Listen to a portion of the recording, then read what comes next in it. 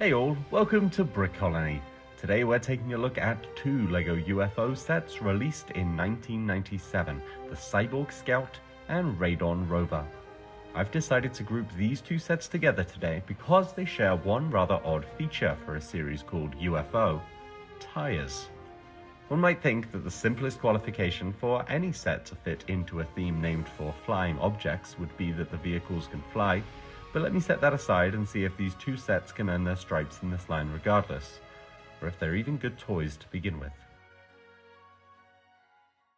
Besides their snazzy rims, the two sets share a single identical minifigure. This stone-faced assistant is Tech Droid 1. He is very similar in design to the red Tech Droid 2 whom we've met previously on this series, even down to sharing identical leg elements.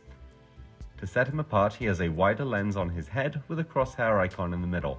His blue markings make him a perfect foot soldier to the cunning Commander X, who we saw piloting the Cyber Saucer last time. He is included in 4 unique sets, not counting set variants, and can even be seen serving aboard the dreaded Alien Avenger. Diving into the builds, let's begin by looking at the Cyborg Scout.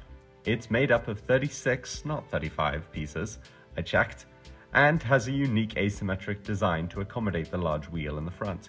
The vehicle is equipped with a small blaster mounted on the side and a large scanner positioned next to the pilot's seat. A single printed tile completes the model. Nothing extra going on with this set. What you see is what you get. The Radon Rover has only 17 more pieces, but the large wing elements and wall panel used for the canopy definitely add to the visual weight of the vehicle. It uses plenty of standard UFO elements, including the antenna on top and container in the rear. No blasters or scanners on this set, however, leave me wondering what the purpose of this vehicle could be. Is it for transporting cargo? If so, it's not very efficient. Is it for zipping around on a planet? The jet engines on the back seem to think so. All that leads me into my big problem with these two sets. How do they fit into the larger theme?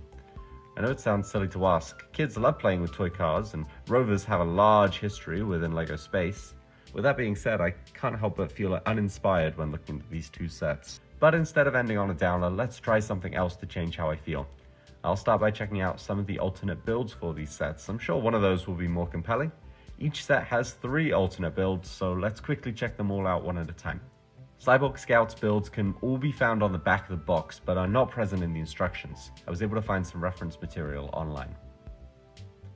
This first one is some sort of mech. It's a creative use of the parts, but looks better without the wheel on the back. I like the short and stubby look of the mech. First up for the Radon Rover is the hover skimmer. I like the look of the stacked wing elements, and the craft looks robust with the nice addition of the steering yokes. Really solid start. Cyborg Scout's next entry is a long, skinny speeder bike. In this case, the asymmetry doesn't work as well for me, but another creative build with the limited parts, and I particularly like the connection for the exhaust from the engines. Next up for the Rover is a similar aerial craft to that of the V-Wing fighter. I like the layout of the build, but the front is way too blocky. I'd totally add a few more pieces to flesh out this craft. This final Cyborg Scout build is easily my least favorite of the 3. It looks like our tech droid has strapped his video camera to the front and is capturing footage of the Zetaxian invasion for more evil propaganda. The build reminds me of this Nexonite set, and I can't unsee it. Lastly, the Radon Rover comes in with our only alternate build to properly use the wheels as, well, wheels. It might be my favorite of all, with a strong visual presence and very complete look. With all those builds behind us, am I now sold on these sets? It's hard to say, but they definitely made me feel inspired to try something else. Does anyone here remember Power Miners? More specifically, does anyone remember the combination builds from Power Miners? Yeah, these things are wild and awesome. I built, or at least attempted, all of these models as a kid.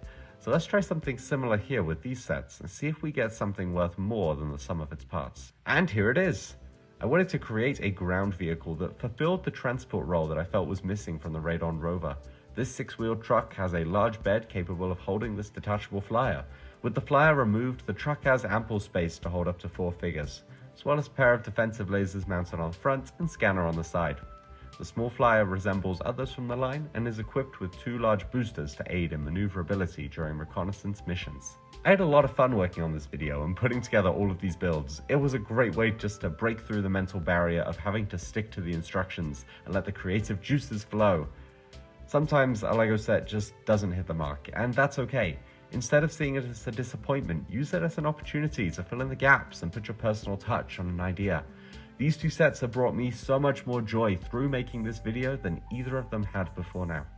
But it doesn't just have to be me. I want you to join in the activity too. Take your favorite set, or start with something small. Break it down, lay out the pieces on your desk, build something brand new, or create what you think is missing from a given theme. If you do come up with something, I would love to see how it went. Share your build on Instagram or TikTok and tag me at BrickColony, or send me a DM. I'd love to highlight as many builds as possible. Thank you all for watching. Please check out the other videos in this series if you haven't already. If you're able to support me by leaving a thumbs up or comment, I truly appreciate it. I make these videos with the goal of interacting with as many of you as possible, so hit subscribe to join the colony and follow the adventure.